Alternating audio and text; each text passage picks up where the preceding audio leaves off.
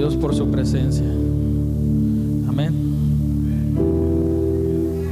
¿Por qué no le damos un fuerte aplauso a nuestro Dios?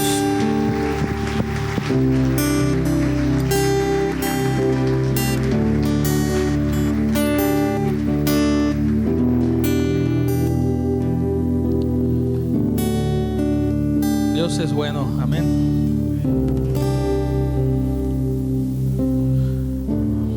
Vamos a abrir nuestras Biblias en el Evangelio de Mateo, capítulo 3. Estamos en el mes de junio y estamos hablando en este mes acerca de los frutos. El domingo pasado se estuvo hablando sobre las obras de la carne contra los frutos, o contra el fruto más bien del Espíritu, ¿no?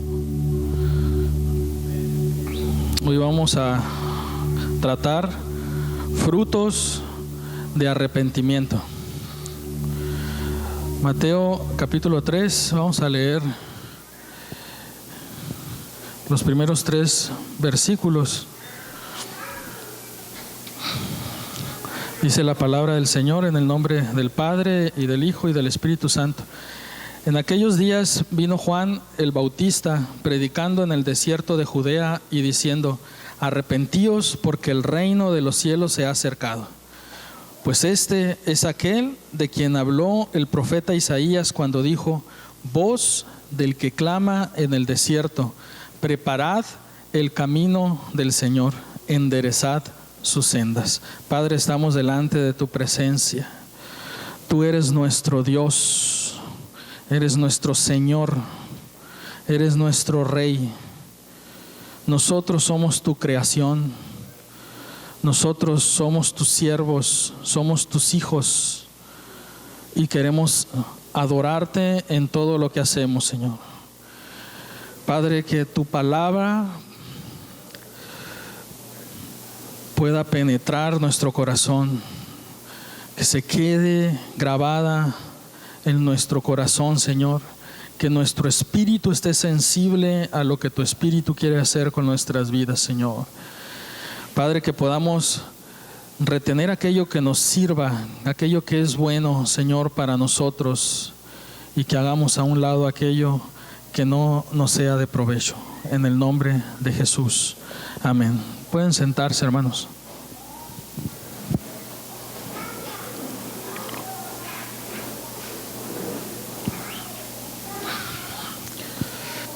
Frutos de arrepentimiento. Bueno, según el diccionario, fruto es la parte de la planta procedente del desarrollo del ovario de la flor tras la fecundación, rodeada por piel o cáscara que protege las semillas y ayuda su dispersión. Los frutos secos son con una cubierta endurecida para evitar la desecación de la semilla.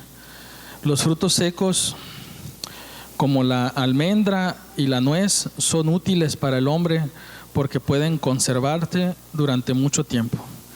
Luego, otra definición es que son el producto de la tierra o del mar, especialmente el que sirve para alimentar a las personas o a los animales. La tierra, un ejemplo es que la tierra ya ha dado sus frutos, o que el pescado y el marisco son frutos típicos del mar. Otra definición es frutos es el producto de la mente o del trabajo humano. Es decir, todo lo que nosotros hagamos es fruto de nuestro esfuerzo o de nuestra imaginación.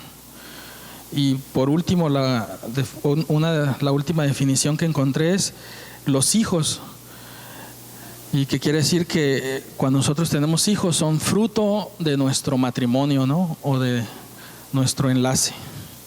Entonces ahí está la definición de fruto, y vamos a ver frutos de arrepentimiento. Y vamos a empezar por la fecundación o el origen del fruto de arrepentimiento, ¿no? Ahí leímos en Mateo 3 del 1 al 3. Juan el Bautista es por mucho el prototipo del cristiano. Juan comenzó a preparar el camino para la venida del Señor. Y en este tiempo, ya que Jesucristo vino, murió y resucitó y ascendió al cielo, nosotros como sus hijos, como cristianos, también estamos preparando el camino para la venida del Señor, para la segunda venida del Señor. ¿Cómo es que lo estamos preparando? Pues predicando el Evangelio, que mucha gente proceda al arrepentimiento, ¿no? Juan el Bautista daba un mensaje que era sumamente sencillo. Él decía: arrepentíos porque el reino de los cielos se ha acercado. Era un mensaje simple y sencillo: arrepiéntanse porque el reino de los cielos se ha acercado. Y él estaba diciendo: este es del que decía el profeta Isaías: voz del que clama en el desierto, preparad el camino del Señor, enderezad sus sendas. Nosotros en este tiempo, como Juan, debemos de estar preparando el camino del Señor, diciéndole a las personas que no conocen a Cristo: arrepiéntanse porque el reino de los cielos se ha acercado, está cerca la venida del Señor. Juan,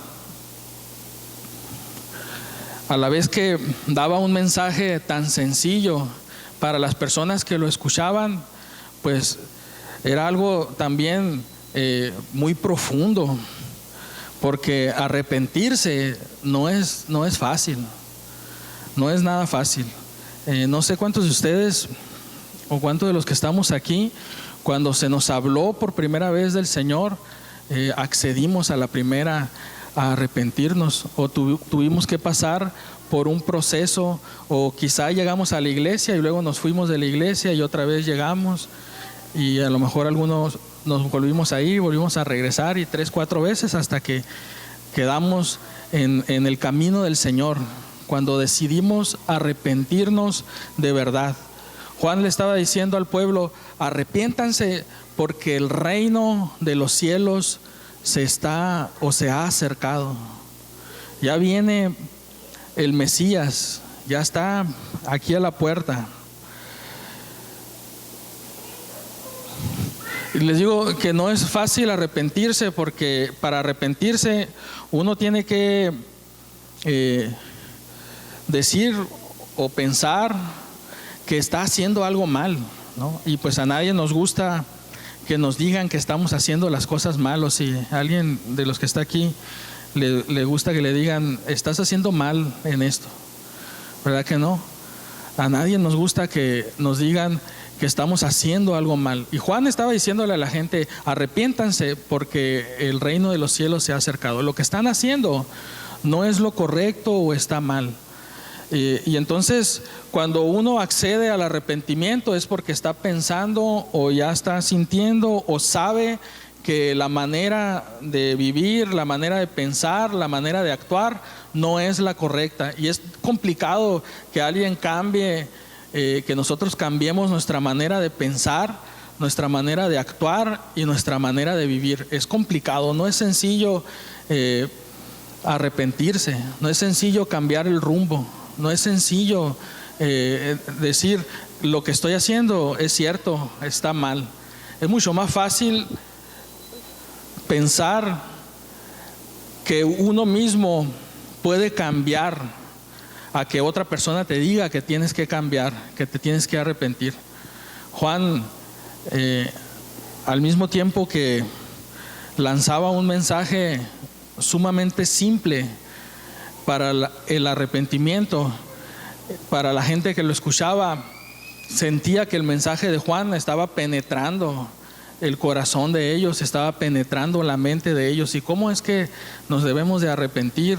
O sea, ¿cómo es que tenemos que arrepentirnos? El versículo 4 al 7 dice: y Juan estaba vestido de pelo de camello y tenía un cinto de cuero alrededor de sus lomos, y su comida era langostas y miel silvestre. Y salía a él Jerusalén y toda Judea y toda la provincia de alrededor del Jordán, y eran bautizados por él en el Jordán, confesando sus pecados. Al ver él que muchos de los fariseos y de los saduceos venían a su bautismo, les decía: generación de víboras, ¿quién os enseñó a huir de la ira venidera? Juan fue muy preciso en el mensaje y en la misión. Él estaba bautizando para arrepentimiento, ¿no? En el libro de los Hechos, Pablo pregunta Aquila y Priscila, ¿no? Y les dice que si en qué bautismo fueron bautizados, y ellos dicen en el bautismo de Juan. Entonces él los bautiza después en el nombre de Jesús y reciben al Espíritu Santo, ¿no? Pero Juan, cuando está iniciando el ministerio de él sale al Jordán a bautizar. Dice que toda Jerusalén y Judea y las provincias de alrededor iban con Juan para ser bautizados. Es decir, que el mensaje sencillo de Juan diciendo: arrepiéntanse o arrepentíos y convertíos porque el reino de los cielos se ha acercado, era un mensaje que estaba llegando al corazón de las personas. Dice que la vestimenta de Juan era rústica, ¿no? Comía lo que había en el campo. Se cree que Juan fue criado por los esenios. Los esenios era una secta como los fariseos, como los saduceos y como los escribas, que vivían apartados de la civilización. Ellos estaban en las montañas, ellos se dedicaban a escribir, se dedicaban a contemplar, se dedicaban a meditar, se dedicaban a vivir en pobreza, y ellos decían que no se querían contaminar con la gente o con los placeres mundanos, ¿no? Se cree que Juan en el tiempo de la matanza, ellos huyen, los padres de Juan huyen a las montañas y que ahí conocen a los esenios, ¿no? Se cree que eso pasó y que después de la muerte de Elizabeth y Zacarías, que pues eran ancianos cuando tuvieron a Juan, que Juan decide irse a vivir con los esenios, y que después de algunos años, más o menos a la misma edad de Jesús, a los 30, empieza con este mensaje: arrepiéntanse porque el reino de los cielos se ha acercado. Y los fariseos y los saduceos venían con Juan a bautizarse.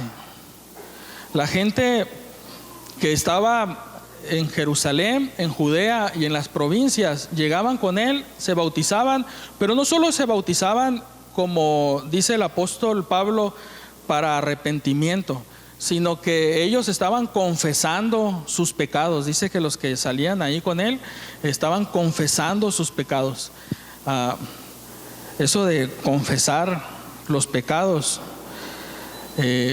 no es fácil, no es sencillo decir que soy pecador y que necesito el bautismo, o necesito la gracia de Dios, o necesito el favor de Dios para poder salir de la condición en la que estoy. La gente iba con Juan y confesaba sus pecados y eran bautizados para arrepentimiento, junto con los fariseos y saduceos que iban también a bautizarse.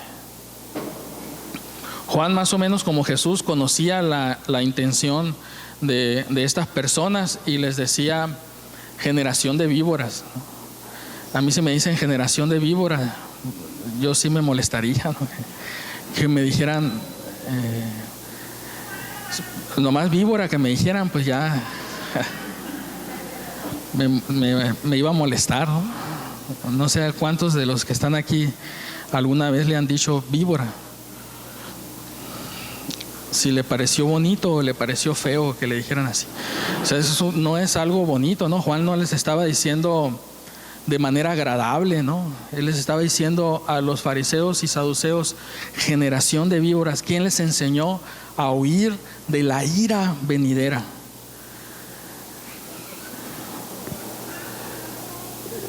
La generación de víboras a la que se refiere Juan se caracterizaba por demandar señal en todo lo que hacían. se caracterizaba por estar mercadeando en el templo. Se caracterizaba por tener apariencia de piedad, pero realmente eran sepulcros blanqueados. ¿Se acuerdan de Jesús cuando les dice? Se caracterizaban por tener una falsa religiosidad, por ser hipócritas, por ser adúlteros espiritualmente, por no arrepentirse y por ir caminando directamente al infierno. Pero Juan estaba apelando a que los que estaban escuchando el mensaje, a los que les estaba diciendo generación de víboras, pudieran escucharlo y arrepentirse de lo que estaban haciendo.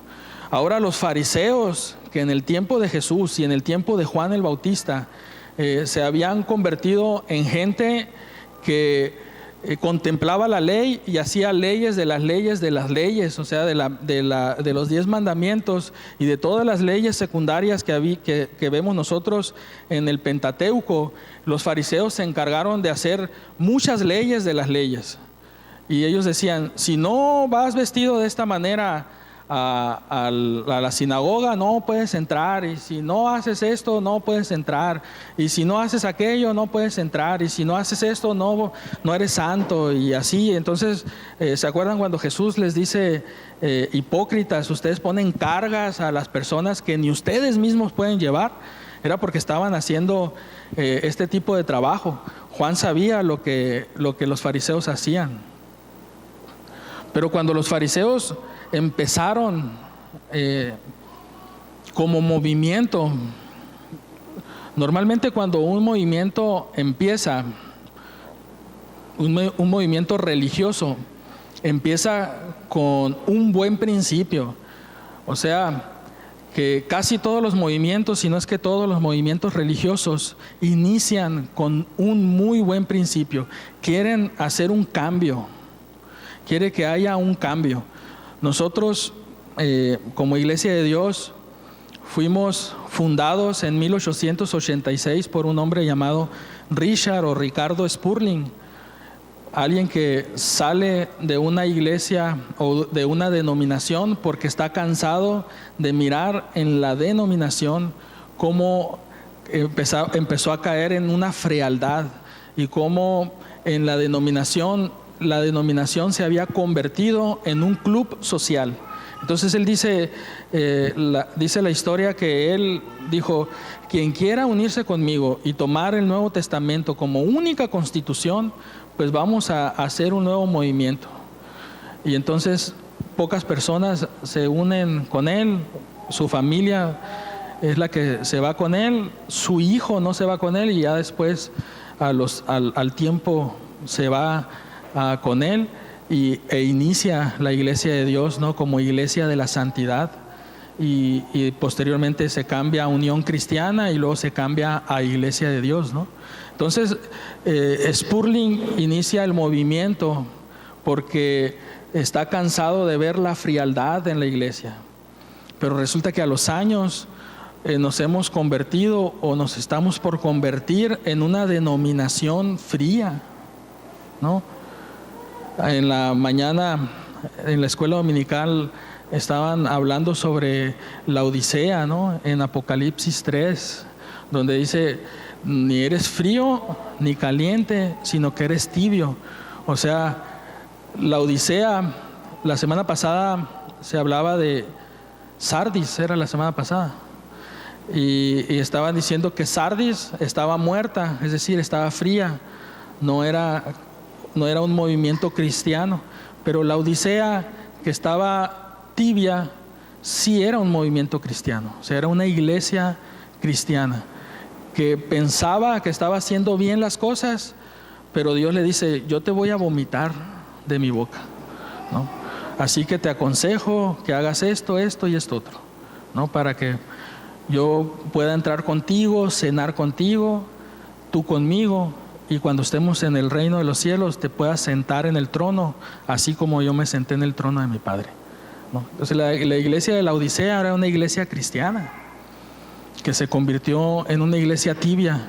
Los fariseos, cuando iniciaron con un movimiento espectacular. Ellos querían derrocar todo aquello que venía en contra de Jerusalén, en contra de Israel. Al principio, a los fariseos, hubo un momento en el que crucificaron a 300 fariseos y los pusieron en la orilla del camino para que sirvieran de lección, que nadie se podía levantar contra el imperio.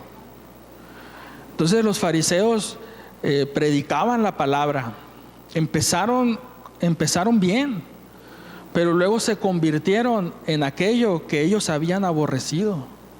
Se convirtieron en aquello por lo cual se levantaron y lucharon, diciendo, las cosas se van a hacer así ahora, tenemos que hacer flequillos en nuestras faldas, tenemos que vestir de esta manera, nos tienen que llamar maestros cuando estemos en las plazas. Entonces fue degradando el movimiento hasta convertirse en lo que nosotros leemos en la Escritura. Pero si nosotros buscamos en la historia y buscamos cómo se inició los fariseos, vemos que su principio fue un buen principio, algo loable lo que querían hacer. Les digo, como casi todos los movimientos religiosos, inician con un buen principio. Cuando Martín Lutero clava las 95 tesis, él no esperaba reformar la iglesia desde afuera, sino quería reformarla desde adentro. Al darse cuenta que no puede reformarla de adentro, empieza a reformarla de afuera. Y él, todo lo que olía a iglesia romana, lo detestaba, ¿no? Entonces, con el tiempo, los protestantes hemos empezado a convertirnos en aquello que en el principio se aborrecía, pues. Aquello que se detestaba, el protestantismo se ha venido degradando y se ha venido convirtiendo en aquello que no queríamos que se convirtiera. Es muy complicado arrepentirte cuando estás dentro de la iglesia. Juan le está diciendo a los fariseos, un movimiento religioso, gente que conocía la ley, gente que estudiaba la ley, gente que hacía ley de la ley. Ellos se sabían de memoria la ley. Era gente estudiosa. Por eso les pegaba que Jesús hubiera escogido a la mayoría de sus discípulos, gente del pueblo, pescadores, gente del vulgo. Los fariseos era gente que conocía la ley, o sea, estaban dentro de la iglesia. Ellos sabían de qué se trataba el conocer a Dios a través de las Escrituras, ¿no? Con el Antiguo Testamento, que en ese tiempo era lo único que tenían. Entonces Juan le está hablando a ellos y le está diciendo, arrepiéntanse. Y les dice, generación de víboras, ¿no? ¿Quién les ha enseñado a huir de la ira venidera? Entonces, estando dentro de la iglesia, estando dentro de un movimiento cristiano, estando dentro del templo Agua Viva, es muy complicado arrepentirte. Pablo dice en Romanos 3, por cuanto todos pecamos, estamos destituidos de la gloria o de la gracia de Dios. Ahí mismo en ese capítulo dice que no hay justo ni aún uno, dice el apóstol. O sea, está diciendo que aún cuando tú hayas aceptado a Cristo, o cuando yo haya aceptado a Cristo, dice, aún somos pecadores, porque estamos en este cuerpo, ¿no? Y seguimos pecando. Entonces es muy complicado o muy difícil estar dentro de la iglesia y decir, ¿de qué me tengo que arrepentir? ¿De qué me voy a arrepentir? Y cuidado, porque no vaya a ser que se levante un Juan Bautista y te diga generación de víbora. O nos diga generación de víbora. ¿Quién nos está enseñando a huir de la ira venidera? Frutos de arrepentimiento no es solamente para la gente que no conoce al Señor. Juan estaba bautizando y dice que venían Jerusalén, Judea y las provincias, pero también dice que venían los fariseos y los saduceos, gente que estaba dentro del movimiento religioso que había en ese tiempo en Israel y que se tenían que arrepentir de lo que estaban haciendo. Y si no se arrepentían, en el momento que apareciera el Mesías, no lo iban a reconocer. Y creo que eso fue lo que pasó, ¿no? Cuando se apareció Jesucristo como el Mesías, no pudieron reconocer. Jesús dice, no conocieron el tiempo de su visitación, dice, ¿no? No conocieron cuándo estuvo el Mesías con ellos. ¿Por qué? Porque el mensaje del que estaba preparando el camino, el mensaje del que está diciendo en el versículo 3 de Mateo 3, voz del que clama en el desierto, preparad el camino del Señor, enderezad sus sendas. Ese que estaba preparando el camino, no lo escucharon. No escucharon el mensaje de Él. Y entonces ahora tenía que venir el Mesías para decirles miles de cosas y aún así no creer que Él era el Mesías. Y entonces llevarlo a la cruz, morir y resucitar, para que cuando esté en la cruz ellos mismos dijeran, pues no hizo nada, ¿no? Pero porque no entendieron el tiempo de la visitación, no entendieron el mensaje del que venía a preparar el camino. Y nosotros en este tiempo estamos preparando el camino del Mesías, pero para que venga por segunda ocasión, ya no como en la primera, sino ahora sí a juicio, ¿no? A arrebatar a los suyos y a juzgar a los que no quisieron nada con el Señor. Y en muchas ocasiones hemos escuchado que nos llevaremos muchas sorpresas si es que nos vamos al cielo, ¿no? Si es que somos de los que vamos a ser arrebatados o que vamos a ser resucitados en el Señor. Y si tenemos conciencia en el cielo, nos vamos a llevar muchas sorpresas de la gente que va a ser salva allá. Vamos a ver gente que ni creíamos a lo mejor que iba a ser salva, de otras religiones o que le llamamos nosotros religiones, ¿no? Nos vamos a llevar muchas sorpresas. Y gente que pensábamos a lo mejor que tenía que estar ahí, pues no van a estar ahí. ¿Por qué? Porque no escucharon el mensaje del que estaba preparando el camino del Mesías. Pero el camino del Mesías ahora que viene para juzgar a vivos y a muertos. Los fariseos estaban esperando la llegada del Mesías y viene Juan el Bautista a preparar el camino del Mesías y a decirles, arrepiéntanse, porque el reino de los cielos ya está cerca. No huyan de la ira venidera. Luego le sigue diciendo del versículo 8, haced pues frutos dignos de arrepentimiento. Y no penséis decir dentro de vosotros mismos, a Abraham tenemos por padre, porque yo os digo que Dios puede levantar hijos de Abraham aún de estas piedras. Y ya también el hacha está puesta a la raíz de los árboles. Por tanto, todo árbol que no da buen fruto es cortado y echado en el fuego. Yo a la verdad os bautizo en agua para arrepentimiento, pero el que viene tras mí, cuyo calzado yo no soy digno de llevar, es más poderoso que yo. Él os bautizará en Espíritu Santo y fuego.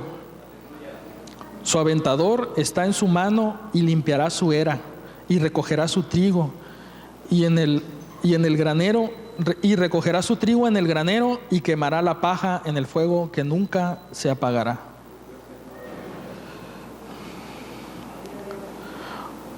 Juan es por demás claro, nos dice, hagamos frutos dignos de arrepentimiento. Frutos que nuestro testimonio hable por nosotros, que nuestras obras hablen por nosotros. Mateo 5 dice que nosotros hagamos buenas obras para que aquellos que reciben nuestras buenas obras glorifiquen a nuestro Padre que está en los cielos. No para que vean las buenas obras que estamos haciendo y nos digan, ah, qué bueno eres, sino para que glorifiquen a nuestro Padre que está en los cielos. que hagamos frutos dignos de arrepentimiento, que hagamos frutos dignos de arrepentimiento a través de nuestro testimonio y a través de nuestras buenas obras.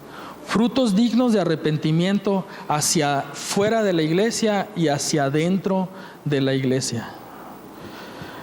Que no digamos como los fariseos: a Abraham tenemos por padre, dijo Juan, porque Dios puede levantar hijos de Abraham aún de las piedras. Cuando Jesús venía en la entrada triunfal y que estaban diciendo que se callen, ¿no? La gente que está gritando dice: si ellos se callan, las piedras van a gritar, ¿no? Está diciendo, aún las piedras, Dios puede levantar de las piedras gente que hable, que grite. Y Juan está diciendo: no digas que eres hijo de Dios, no digas que eres hijo de Abraham, porque Dios puede levantar hijos de Abraham de las piedras. No digas que eres hijo de Dios, no digamos que somos hijos de Dios, pensando que con eso nos vamos a salvar, porque Dios puede levantar hijos suyos aún de las piedras. Mejor es reconocer lo que pudiéramos estar haciendo mal y arrepentirnos, como Juan estaba diciendo: hagamos frutos dignos de arrepentimiento. El hijo pródigo, la parábola del hijo pródigo habla acerca de dos hijos. Yo creo que casi todos ustedes conocen esa parábola, ¿no? Siempre nos enfocamos en el hijo pródigo, ¿no? Y hablamos del hijo pródigo, y cuando hay una campaña o que va a haber algo de evangelismo, hablamos del hijo pródigo para que la gente que no conoce al Señor se acerque al Señor a través de esa palabra. Y es muy bueno, ¿no? Porque a través de esa parábola miles, y yo digo que millones de personas han conocido al Señor. Pero la parábola no se trata del hijo pródigo, se trata del hermano mayor. Cuando nosotros vemos las traducciones de la Biblia, en la traducción que normalmente nosotros como iglesia cristiana usamos es la Reina y Valera, ¿no? 1960, la revisión.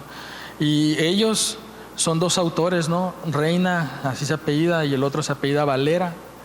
Ellos dos se encargaron de poner subtítulos en la Biblia. Pero la Biblia pues no tiene ningún subtítulo, no tiene capítulos y no tiene versículos, ¿no? Va así de corrido. Y ellos se encargaron de dividir de esa manera los capítulos, ¿no? Poniendo subtítulos: la parábola del hijo pródigo, la parábola de la oveja perdida, la parábola del sembrador, la parábola y así. Entonces ya inconscientemente o como por default, vamos a leer esa parábola y pensamos en la parábola del hijo pródigo, pero en realidad la parábola se trata del hermano mayor. Si ustedes leen Lucas 15, desde el primer versículo, dice que Jesús estaba con publicanos y pecadores, ¿no? Y que los fariseos estaban criticando a Jesús por estar con publicanos y pecadores. Y entonces Jesús les dice tres parábolas ahí en el capítulo 15 de Lucas, ¿no? El de la oveja perdida, el de la moneda perdida y la del hijo pródigo. Pero la del hijo pródigo se trata del hermano mayor que cuando llega y ve que hay fiesta, dice que de lejos vio que había fiesta, y que cuando se acerca uno de los criados le pregunta: ¿qué es ese alboroto que está ahí? Es que tu padre mandó matar al becerro más gordo porque tu hermano menor regresó y no entró él a la fiesta, ¿verdad? Y sale el padre y le dice: ¿qué estás haciendo aquí afuera? Pues me da coraje, ¿no? Tu hijo que se gastó todo en rameras, malgastó todo el dinero en rameras, viene y lo recibes con una fiesta, mandas matar al becerro más gordo, y yo que siempre he estado contigo, nunca me has dado ni siquiera un cabrito para gozarme con mis amigos, dice. ¿Y cuál es la respuesta del papá? Tú siempre has estado conmigo y todo esto es tuyo. O sea, no necesitas pedirme permiso para agarrar un cabrito y matarlo y gozarte con tus amigos, porque tú estás conmigo. Pero tu hermano que estaba muerto ha resucitado, que estaba perdido ha sido hallado. Era necesario, dice, hacer fiesta. Jesucristo dice que hay fiesta en el cielo cuando un pecador se arrepiente. Entonces Jesús, en la parábola del hijo pródigo, le está diciendo a los fariseos que lo estaban criticando por estar con publicanos y pecadores, diciéndole: ustedes son como el hijo mayor. Ustedes ya están aquí, pues. No necesitan. Pero estos que son publicanos y que son pecadores necesitan que matemos al becerro gordo. Necesitan que les demos el mejor vestido, necesitan que les demos el mejor calzado y necesitan que pongamos el anillo en su mano. O sea, que los vistamos de dignidad a los que son pecadores y llegan al arrepentimiento. Pero le está diciendo a los fariseos: ustedes ya están aquí, pues están en la puerta, nada más entren a la fiesta, no necesitan más. Juan les está diciendo: no digan somos hijos de Abraham, porque Dios puede levantar hijos de Abraham de las piedras. Ustedes ya están aquí, les está diciendo a los fariseos, pero necesitan arrepentirse. Dice Juan: el hacha está puesta en la raíz y los que no lleven frutos serán quitados. Que no lleven frutos serán quitados. Frutos hacia afuera y frutos hacia adentro. Que podamos predicar la palabra del Señor y gente se arrepienta y se convierta a Cristo. Pero que una vez que se conviertan a Cristo y estén dentro de la iglesia, que podamos consolidar a esas personas y no regresen al mundo.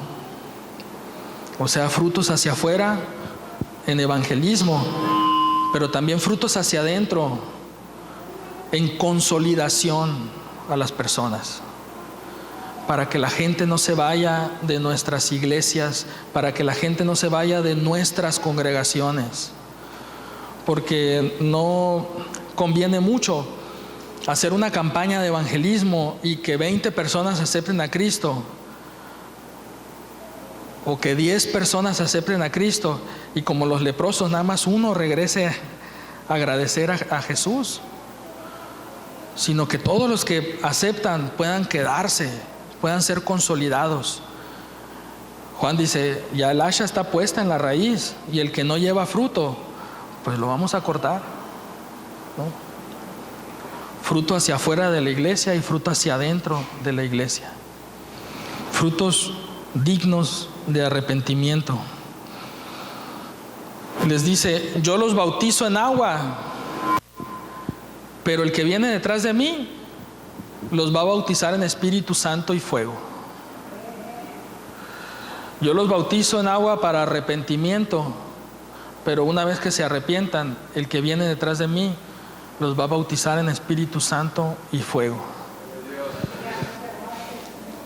La búsqueda del Espíritu Santo tiene que ser una búsqueda o una llenura constante de Él, de nuestro Consolador. No podemos pensar que fuimos bautizados con el Espíritu Santo y dejarlo de esa manera, sino como la iglesia en el libro de los Hechos, tener una llenura constante del Espíritu Santo. Ayer estábamos en una clase y decían que cuál es la diferencia entre la iglesia primitiva, la iglesia del libro de los Hechos y la iglesia de hoy en día. Pues la primera diferencia es que todos los servicios que tenía la iglesia primitiva eran llenos del Espíritu Santo, las personas que estaban ahí. Dice que el lugar temblaba y todos eran llenos del Espíritu Santo. Ellos tenían una búsqueda constante, una llenura constante del Espíritu Santo. Juan está diciendo: yo los estoy bautizando para arrepentimiento, o sea, arrepiéntanse, porque el que viene detrás de mí los va a bautizar en Espíritu Santo y fuego. O sea, si no estamos, o si no hemos enderezado el camino, si no estamos pensando en lo que nos está diciendo Juan el Bautista, de arrepentirnos, de hacer frutos dignos de arrepentimiento, si no lo estamos pensando, no va a venir una llenura del Espíritu Santo sobre nuestras vidas, aun cuando ya hayamos sido bautizados con Él. Pero si enderezamos nuestro camino, yo no estoy diciendo que tú tienes algún pecado grosero, por decirlo de alguna manera. Pablo, insisto, en Romanos 3 está diciendo: por cuanto todos pecamos, ¿no? Porque no hay justo ni aún uno. Y por eso tenemos que estar como en continuo arrepentimiento, ¿no? Como en continua búsqueda del Señor y decir: Señor, perdona mis pecados, como dijo David, aún aquellos que me son ocultos. Y por si las dudas, aquellos que voy a cometer, ¿no? Esos no. Porque si no enderezamos nuestro camino, no va a venir detrás el Consolador para llenarnos y tener esa llenura constante del Espíritu Santo.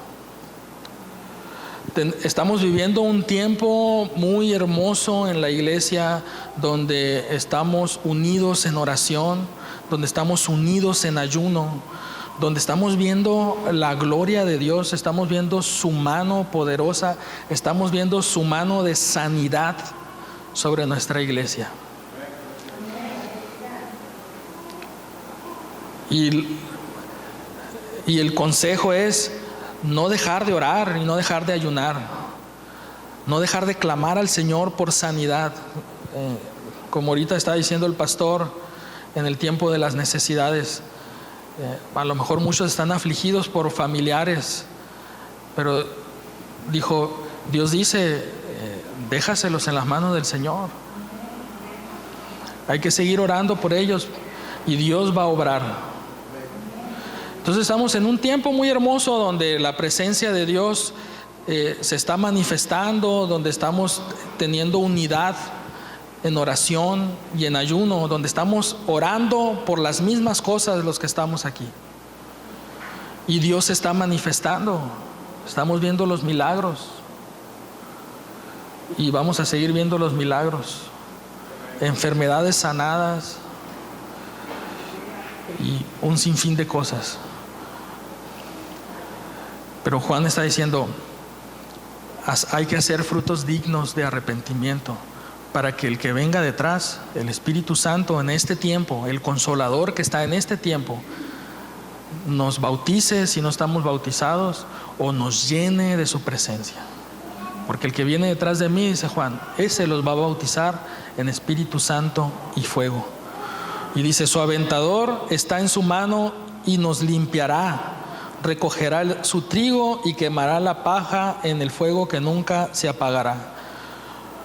Los frutos que se dispersen de nosotros será de lo que nosotros sembremos. No podemos dar aquello que no tenemos. Si nosotros estamos haciendo frutos dignos de arrepentimiento hacia afuera de la iglesia, hablando de evangelismo, aquello que nosotros cosechemos de afuera es lo mismo que vamos a sembrar. Porque si tú cosechas manzanas, no puedes sembrar naranjas, o sí, al menos que tengas semillas de naranjas, ¿no? Pero si estás sembrando y cosechando manzanas, vas a seguir sembrando manzanas. Lo que estés cosechando de afuera es lo mismo que vas a sembrar. Y lo que estés sembrando dentro de la iglesia para crecimiento de las personas que se encuentran aquí, lo que coseches de ellos es lo mismo que vas a seguir sembrando.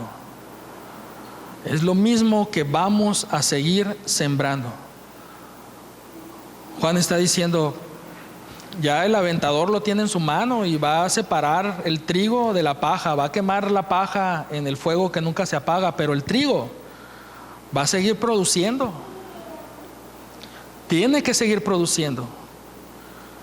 Lo que está cosechando el Señor en este tiempo de nuestra iglesia es lo mismo que nuestra iglesia va a seguir sembrando en un futuro, para que la iglesia no se muera. Porque a pesar de nosotros, de los que nos estamos congregando en este lugar, la iglesia sigue avanzando. ¿Sí o no? A pesar de nuestras fallas, de nuestros errores, de nuestros pecados, la iglesia sigue avanzando. A pesar de que no estemos haciendo bien las cosas, la iglesia sigue avanzando. Pero al parecer sí estamos haciendo bien las cosas, o estamos en el camino para hacer bien las cosas. Hemos convocado estos tiempos de ayuno y oración donde se ha unido a la iglesia. Y aquello que estamos sembrando y que estamos cosechando es lo mismo que vamos a seguir sembrando para seguir cosechando y que la iglesia siga avanzando. Juan está diciendo, hagamos pues frutos dignos de arrepentimiento, hacia adentro y hacia afuera de la iglesia. Que nuestro testimonio, que nuestras obras hablen de lo que estamos haciendo. Si estás evangelizando, que puedas seguir evangelizando. Si estás consolidando dentro de la iglesia, que sigas consolidando. Si estás en algún ministerio, que sigas en ese ministerio. Si no estás haciendo algo, o crees tú que no estás haciendo algo para el Señor, que puedas decir, yo quiero hacer algo para el Señor. Quiero interceder, quiero orar, quiero visitar. Algo para Dios. No necesariamente de lo que se ve, sino es mucho más importante aquello que no se ve. La oración en nuestras casas, la intercesión por los diferentes ministerios, la visitación hacia aquellas personas que estamos viendo que no están viniendo a nuestra iglesia. ¿Cuántos de nosotros estamos buscando agradar a Dios? ¿Cuántos de nosotros estamos tratando de hacer la voluntad de Dios? ¿Cuántos de nosotros podemos y debemos examinarnos para hacer así siempre frutos dignos de arrepentimiento? Por eso hoy, sin importar nuestra condición o sin importar en la condición que creemos que estamos, de pensar que estamos bien delante del Señor o pensar que no estamos bien delante del Señor, sin importar nuestra condición espiritual, sin importar nuestra condición delante de Él, si nos sentimos pecadores o no nos sentimos pecadores, te invito para que te levantes y podamos levantar un clamor de arrepentimiento y podamos dar frutos dignos de arrepentimiento en el tiempo que nos queda por vivir. ¿Por qué no te pones sobre tus pies? No importa cuál sea tu condición o creas tú que sea tu condición. ¿Por qué no vienes al frente?